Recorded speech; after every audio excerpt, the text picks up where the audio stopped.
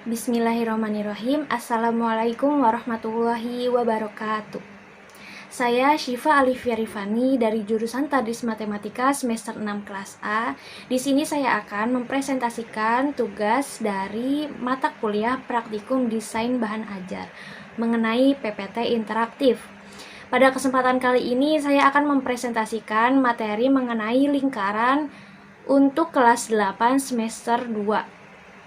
Langsung saja kita kepada isi dari menu-menu yang saya siapkan pada PPT kali ini.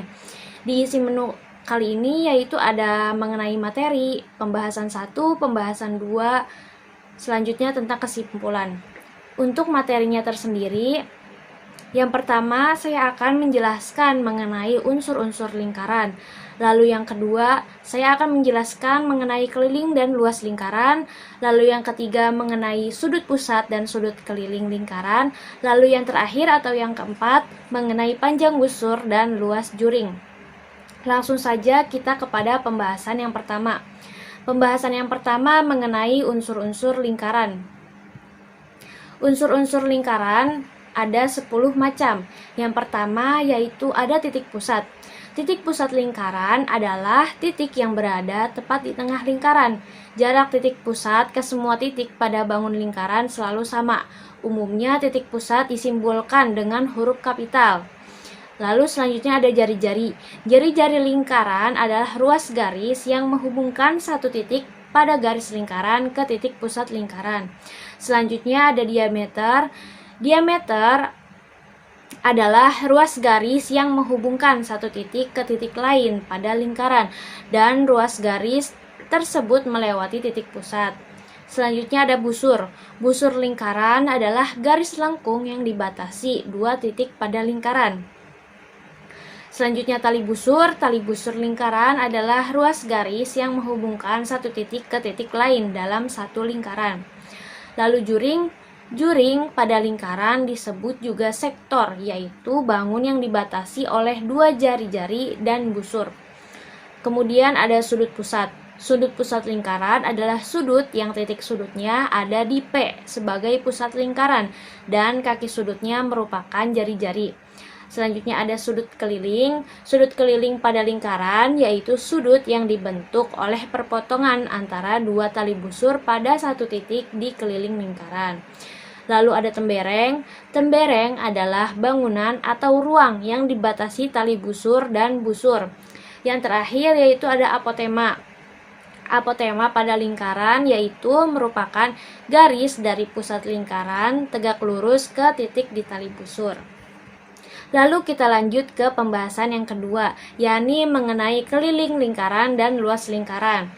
Untuk rumus keliling lingkaran yaitu 2πr.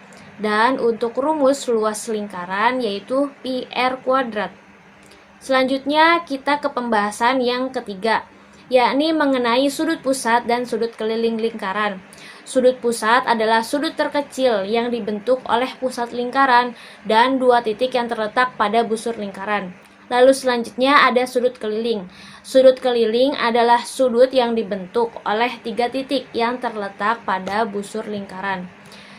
Kita lanjut ke pembahasan yang terakhir atau ke pembahasan yang keempat, yakni mengenai panjang busur dan luas juring.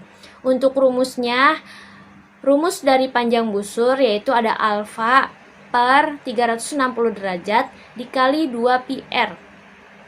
Lalu untuk rumus luas juring ada alfa per 360 derajat dikali πr kuadrat, di mana alfa adalah sudut pusat, sudut yang menghadap ke tali busur. Lalu kita lanjut ke pembahasan yang kedua, yakni mengenai pentingnya lingkaran dalam kehidupan sehari-hari. Lingkaran adalah bangun ruang dua dimensi yang terdiri dari semua titik pada suatu bidang yang berjarak sama dari satu titik tetap.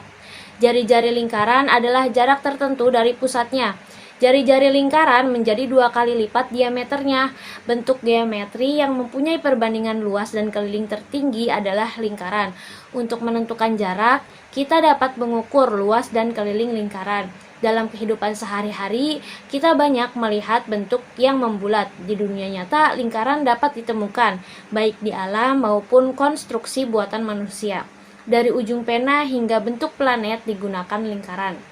Sifat-sifat lingkaran seperti jari-jari, diameter, lingkaran, dan luasnya mempunyai penerapan praktis. Jika jari-jari lingkaran diketahui, semua parameter lainnya dapat dihitung. Pada kenyataannya, kita dapat membandingkan jari-jari lingkaran dengan dua benda berbentuk lingkaran untuk membandingkan ukuran relatifnya. Geometri mencakup lingkaran, dan tanpa geometri, evolusi tidak akan terjadi. Dalam kehidupan, lingkaran ada di sekitar kita. Namun, bahkan ketika lingkaran itu berada tepat di depan kita, kita gagal melihatnya. Ini adalah bagaimana sebuah lingkaran muncul. Lingkaran mempunyai arti penting secara simbolis. Mereka seringkali membela perdamaian dan persatuan. Lihatlah pada logo Olimpiade misalnya. Ini berisi 5 cincin yang saling tumpang tindih dengan berbagai warna yang secara kolektif melambangkan 5 benua besar di dunia yang disatukan dalam semangat persaingan yang sehat. Kita lanjut kepada menu yang terakhir, yakni mengenai kesimpulan. Kesimpulan yang dapat kita ambil dari materi lingkaran yang saya buat ini yaitu lingkaran adalah tempat kedudukan titik-titik yang berjarak sama dengan satu titik tertentu. Yang dimaksud titik tertentu adalah titik pusat lingkaran, sedangkan jarak yang sama adalah jari-jari lingkarannya. Keliling lingkaran adalah panjang garis lengkung atau kurva tertutup sederhana. Keliling suatu lingkaran dapat kita ukur dengan memotong lingkaran di suatu titik, kemudian meluruskan lengkung lingkaran itu, lalu kita ukur panjang garis lingkaran dengan mistar.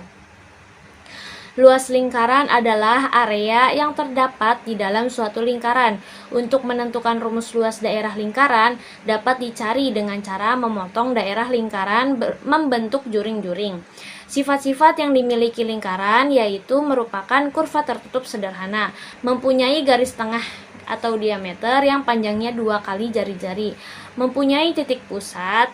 Jari-jari lingkaran adalah jarak dari titik pusat ke tepi lingkaran, tidak mempunyai titik sudut atau besar sudutnya yaitu 360 derajat, mempunyai simetri lipat yang terhingga, mempunyai simetri putar yang tidak terhingga pula.